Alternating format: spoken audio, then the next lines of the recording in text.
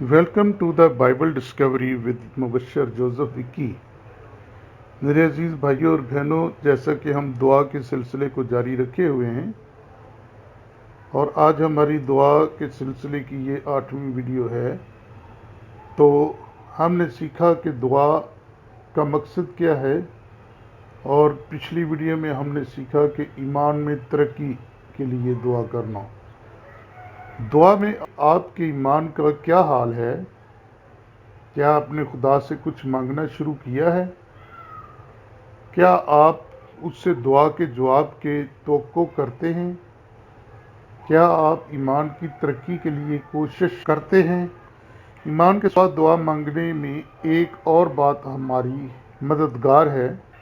ہم نے تنہائی میں دعا مانگنے کے متعلق بہت کچھ کہا ہے۔ مسیح خداوند نے کہا ہے کہ ہم خاموش جگہ پر جا کر دوسری باتوں سے علیحدگی میں خداوند سے دعا مانگے، لیکن یسوع نے یہ بھی کہا ہے کہ ہم دوسروں کے ساتھ مل کر بھی دعا مانگے۔ بائبل میں دعا کے متعلق اہم ترین آیات میں سے ایک متی کی کتاب اس کا 18 باب 19-20 آیت میں لکھا ہے کہ پھر میں تم سے کہتا ہوں کہ اگر تم میں سے 2 شخص زمین پر کسی بات کے لیے جسے وہ چاہتے ہوں اتفاق کریں تو وہ میرے باپ کی طرف سے جو آسمان پر ہے ان کے لیے ہو جائے گی۔ بائبل میں ہمیں یہ یقین دلایا گیا ہے کہ خدا ہماری دعاؤں کا جواب دیتا ہے۔ بائبل میں لکھا ہے کہ اگر 2 شخص مل کر کسی بات کے لیے دعا مانگیں گے تو وہ ان کے لیے ہو جائے گی۔ ہم دیکھتے ہیں کہ عہد عتیق میں جیسے ہم پڑھتے ہیں تو ہمیں نظر آتا ہے کہ اکثر لوگ اکٹھے ہو جاتے تھے۔ بعض اوقات یہ اجتماع خدا کا کلام سننے کے لیے بھی ہوتا، بعض اوقات خدا کے سامنے قربانیاں پیش کیا کرتے تھے، اور بعض اوقات وہ اس غرض سے اکٹھے ہوتے تھے تاکہ ان کا رہنما خواہ موسیٰ ہو، خواہ یشوع ہو، خواہ سیموئیل یا عزرا ہو، دعا میں ان کی رہنمائی کرے۔ لیکن عہد جدید کے متعلق ہر ایک شخص براہ راست خدا کے حضور جا سکتا ہے۔ ہم اکثر اوقات پڑھتے ہیں کہ کس طرح عہد جدید کے مسیحی اکٹھے مل کر دعا مانگتے تھے۔ اگر ہم اعمال کی کتاب پڑھیں، پہلے باب میں اکٹھے مل کر دعا مانگنے کا ذکر موجود ہے۔ یسوع نے انہیں بتایا کہ وہ اس وقت تک یروشلم میں ٹھہرے رہیں جب تک کہ روح القدس ان پر نازل نہ ہو جائے۔ اگر اعمال کی کتاب اس کا 1 باب اور اس کی 4 آیت پڑھیں تو وہاں لکھا ہے، اور ان سے مل کر انہیں حکم دیا کہ یروشلم سے باہر نہ جاؤ، بلکہ باپ کے اس وعدہ کو پورا ہونے کے منتظر رہو جس کا ذکر تم مجھ سے سن چکے ہو۔ اب یہاں یہ نہیں لکھا کہ 1 یا 2 شخص دوسرے تمام لوگوں کے لیے دعا مانگ رہے تھے، بلکہ یہ کہ وہ سب کے سب مسلسل دعا میں مشغول رہے۔ مسیحی اس کے بعد بھی دعا مانگتے رہے۔ اعمال 4 باب میں پہلے بھی دیکھ چکے ہیں کہ یوحنا اور پطرس قید خانہ میں ڈالے گئے تھے، اور جب حاکموں نے انہیں آزاد کیا تو انہوں نے ان سے کہا کہ وہ یسوع کا نام لے کر منادی نہ کرے۔ پچھلی ویڈیو میں ہم نے دیکھا اعمال 4 باب اور اس کی 23 اور 24 آیت میں دیکھیں تو یہ ہے کہ وہ چھوٹ کر اپنے لوگوں کے پاس گئے اور جو کچھ کاہنوں اور بزرگوں نے ان سے کہا تھا بیان کیا۔ جب انہوں نے یہ سنا تو ایک دل ہو کر بلند آواز سے خدا سے کہا، اے مالک، تو وہ ہے جس نے آسمان اور زمین اور سمندر اور جو کچھ ان میں ہے پیدا کیا۔ اعمال 4 باب 31 آیت میں ہے، جب وہ دعا کر چکے تو جس مکان میں جمع تھے وہ ہل گیا، اور وہ سب روح القدس سے بھر گئے اور خدا کا کلام دلیری سے سناتے رہے۔ بعد ازاں جب پطرس کو قید خانہ میں ڈالا گیا تو ہم یہ دیکھ چکے ہیں کہ کلیسیا کس طرح ایک دل ہو کر اس کے لیے دعا مانگتی رہی۔ خدا نے قید خانہ کا دروازہ کھول دیا اور فرشتہ اسے شہر کی گلی میں لے گیا۔ پہل تو پطرس بہت حیران تھا، لیکن بعد میں سمجھ گیا کہ کیا واقعہ تھا۔ اب یہاں پر ہمارے لیے ایک سبق ہے۔ خداوند چاہتا ہے کہ ہم مسیح ہونے کی حیثیت سے ایک دوسرے سے رفاقت رکھیں. ہم گرجا گھر میں صرف گیت گانے اور واعظ سننے کے لیے ہی نہ آئیں، لیکن ہم اس مقصد کو بھی نظر انداز نہ کریں کہ ہمیں ایک دوسرے کے ساتھ مل کر دعا مانگنا ہے. خدا کا گھر اسی کام کے لیے ہے. ہم لوکا 19 باب اور اس کی 45 آیت اور 46 آیت پڑھیں تو وہاں پہ لکھا ہے کہ پھر وہ ہیکل میں جا کر بیچنے والوں کو نکالنے لگا اور ان سے کہا، لکھا ہے کہ میرا گھر دعا کا گھر ہوگا، مگر تم نے اسے ڈاکوؤں کی کھو بنا دیا ہے. مطلب یہ نہیں کہ جب ہم گرجا گھر میں آئیں تو ہمیں ہر وقت بہت لمبی لمبی دعائیں مانگنی چاہیے. بعض اوقات جب کوئی شخص بڑی لمبی دعا مانگتا ہے تو یہ محض دکھاوا ہوگا کہ وہ کس قدر بائبل کے متعلق جانتا ہے اور کس قدر وہ بائبل سے اچھی اچھی باتیں دعا میں بیان کر رہا ہے. وہ ایک بہت لمبی چوڑی تمہید باندھ رہا ہے، لیکن اسے کوئی احساس نہیں ہے کہ مجھے کتنا وقت لینا چاہیے اور کتنی دعا کرنی چاہیے. اب ہمارا کلیسیاؤں میں یہ ٹرینڈ چل چکا ہے میرے عزیزو. آئی ایم سوری ٹو سے، میں معذرت کے ساتھ یہ کہنا چاہوں گا کہ بعض میرے بہت جن کو خداوند نے نعمت بخشی ہے گانے کی، وہ گانے کو چھوڑ کر گیت گاتے گاتے بیچ میں وہ دعا شروع کر دیتے ہیں، لمبا چوڑا واز شروع کر دیتے ہیں، اور اپنا گانے کی نعمت تو ان کے پاس ہے لیکن وہ ساتھ ساتھ اپنا علم جاننا شروع کر دیتے ہیں کہ ہم کلام کو بھی بہت زیادہ جانتے ہیں. لیکن میں سمجھتا ہوں کہ جب آپ کو نعمت خداوند نے دی ہے معذرت کے ساتھ گیت گانے کی، تو آپ صرف اسی پہ فوکس کریں اور گیت گائیں اور اس کی پرستش کریں، حمد و ثنا کریں، ستائش کریں، جس سے کلیسیا کے لوگوں میں ایک انقلاب آئے. اگر آپ پاسٹر صاحب کا کام خود اپنے لے لیں اور واعظ کرنا شروع کر دیں تو یہ تعلیم کو بگاڑنے کے مترادف ہے. میرا ماننا اس طرح سے ہے، اور یہ میں نہیں کہہ رہا. اگر آپ تاریخ دیکھیں تو کچھ اس طرح تھا کہ جب یسوع زمین پر تھا تو بعض ایک یہودی رہنما بہت لمبی لمبی دعائیں مانگتے تھے. وہ صرف اپنے آپ کو نیک جتانا چاہتے تھے. اگر ہم دیکھیں متی 23 باب اور اس کی 14 آیت تو وہاں لکھا ہے، اے ریاکار فقیو اور فریسیو، تم پر افسوس کہ تم بیواؤں کے گھروں کو دبا بیٹھتے ہو اور دکھاوے کے لیے نماز کو طول دیتے ہو، تمہیں زیادہ سزا ہوگی. یسوع ان کو ان کے طولت کے لیے رد نہیں کر رہا تھا، لیکن اس لیے کہ وہ حقیقی دعائیں نہ تھیں. خود یسوع نے بڑی بڑی لمبی دعائیں مانگی، اس نے ساری رات دعا میں گزار دی، لیکن وہ اکیلا تھا. وہ کسی میٹنگ میں نہیں تھا، وہ کسی گیدرنگ میں نہیں تھا. جب ہم کسی میٹنگ میں دعا مانگتے ہیں تو اس کا مقصد یہ ہوتا ہے کہ ہر ایک شخص دعا مانگ سکے. یاد رہے کہ یسوع نے کہا کہ متحدہ دعا میں برہمی قوت ہوتی ہے. شاید بعض اوقات آپ حیران ہو جاتے ہیں کہ یہ کیوں ضروری ہے کہ ایک شخص اونچی آواز سے دعا مانگے. اس وقت ہر ایک شخص اپنی مرضی کے مطابق کیوں دعا نہیں مانگتا؟ ایک شخص کا اونچی آواز سے دعا مانگنے کا یہ مطلب ہے کہ وہ دعا میں دوسروں کی رہنمائی کر سکے. جب ایک شخص دعا مانگتا ہے تو دوسروں کو اس کے لفاظ پر غور کرتے رہنا چاہیے.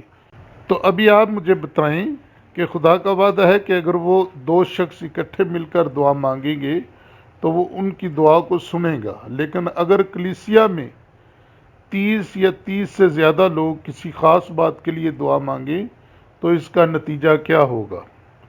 آپ مجھے یہ کمنٹ میں بتائیں. گرجا گھر میں دعا مانگنے والا شخص کیوں کر دوسروں کی اچھی طرح رہنمائی کر سکتا ہے. اسے اونچی آواز سے دعا مانگنا چاہیے تاکہ دوسرے اس کی آواز سن سکیں.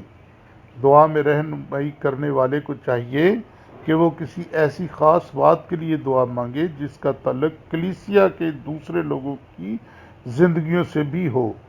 گرجا گھر میں دعا مانگنے کا مطلب یہ نہیں کہ صرف وقت گزاری کی جائے. گرجا گھر میں دعا مانگنے کا کوئی مقصد ہے خدا کا گھر عبادت کا گھر ہے۔ گرجا گھر میں دعا مانگتے ہوئے ہم اجتماعی صورت میں خدا سے باتیں کرتے ہیں۔ یہ اس کی حمد و تعریف کا وقت ہے۔ یہ وہ وقت ہے کہ سب باہم مل کر کسی ضرورت کے لیے دعا مانگ سکے۔ کیا اعمال کی کتاب میں آپ نے غور کیا کہ کلیسیا صرف ہفتہ وار عبادت میں ہی دعائیں نہیں مانگتی تھی؟ وہ خاص ضرورت کے مطابق خاص دعائیہ میٹنگیں بھی منعقد کیا کرتے تھے۔ انہوں نے روح القدس کے نازل ہونے کے لیے دعا مانگی۔ انہوں نے اس وقت دعا مانگی جب حاکموں نے انہیں منادی نہ کرنے کا حکم دیا۔ انہوں نے اس وقت دعا مانگی جب ان کا ایک رہنما قید میں تھا۔ انہوں نے مبشر بھیجنے کے لیے دعا مانگی۔ لیکن ہم کیا کرتے ہیں؟ ہمیں بھی چاہیے کہ ہم ضروریات کے پیش نظر خاص دعائیہ میٹنگوں کا اہتمام کریں۔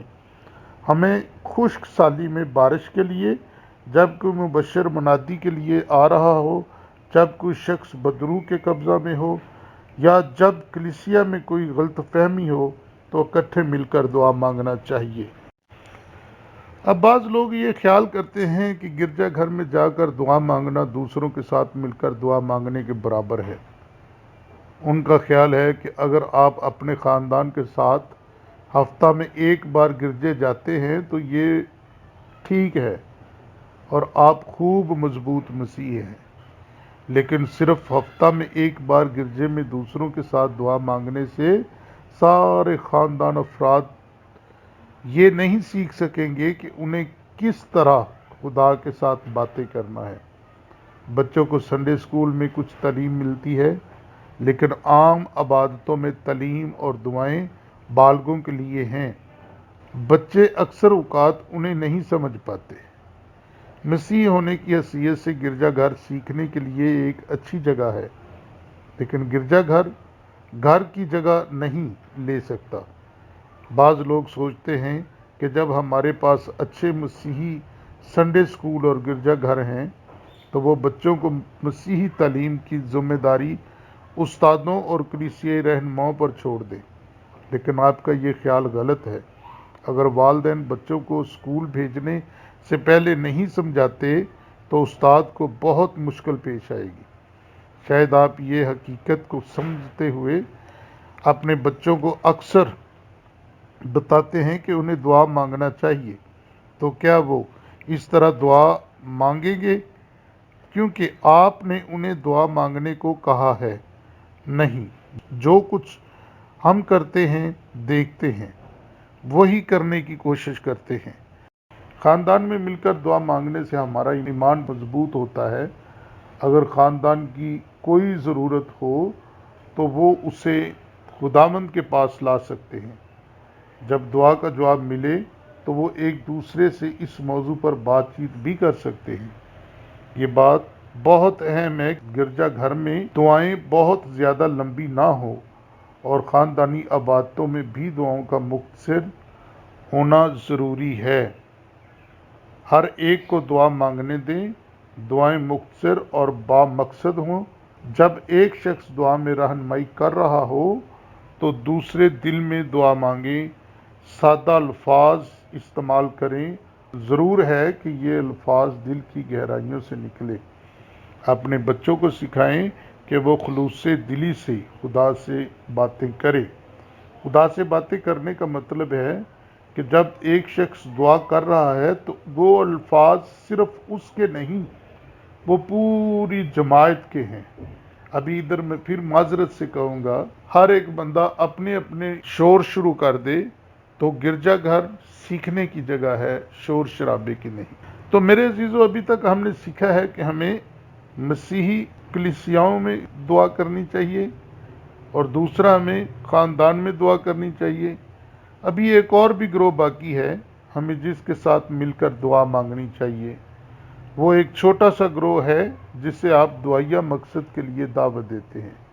بعض اوقات کچھ ایسی ضروریات بھی ہے جن کے لیے ساری کلیسیا دعا نہیں کر سکتی، اور بعض اوقات ان ضروریات کا خاندان کے ساتھ کوئی تعلق نہیں ہوتا۔ لازم ہے کہ کوئی شخص وقت نکال کر ان ضروریات کے لیے دعا مانگے، لیکن ایسا کون کرے گا؟ آئیے آج ہم چھوٹے چھوٹے دعائیہ گروپوں کے متعلق غور کرتے ہیں۔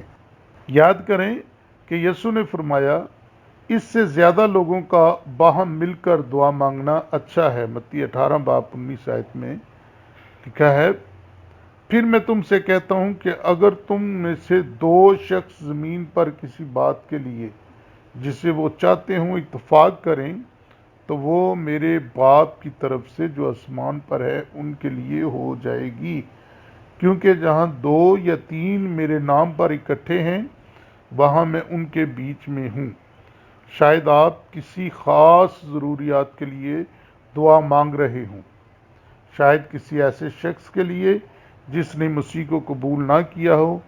آپ دعا مانگتے ہوئے ہوں کہ وہ توبہ کرے، شاید کلیسیا میں کوئی ایسا گناہ ہو جس کی درستی ضروری ہے، شاید آپ کلیسیا میں بیداری کے خواہاں ہوں، لیکن ممکن ہے کہ آپ ان میں سے کسی ایک بات کے لیے دعا مانگ رہے ہوں لیکن آپ کو دعا کا جواب نہ ملا ہو۔